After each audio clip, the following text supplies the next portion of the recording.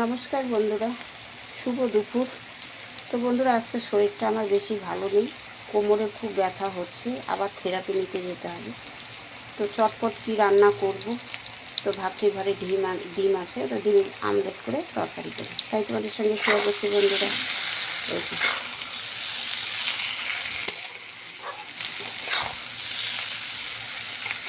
আমার ছেলে এবার ডিমের আমলেট করে এরকম আলু দিয়ে তরকারি খেতে বেশ ওর ভালো লাগে।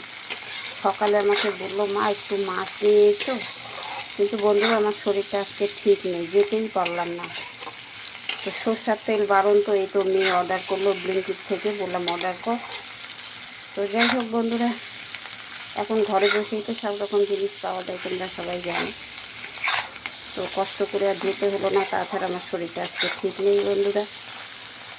তো এই যে আলু দিয়ে ডিমের আমলেট করে একটু তরকারি করলাম, আর এই যে বন্ধুরা ভাত করেছি।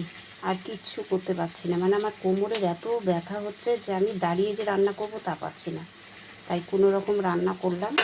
হাজব্যান্ড বলল যে তুমি অর্ডার করো অনলাইনে। আমি বললাম অনলাইনে অর্ডার করে কতদিন খাবো এভাবে, কিছু তো একটা করে খেতেই হবে।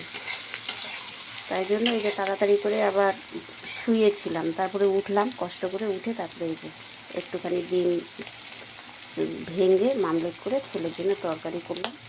আর রাত্রে ছেলে মাছ নিয়ে আসলে একদম ভাজা করে দেবো, বাস ও খাওয়া হয়ে যাবে।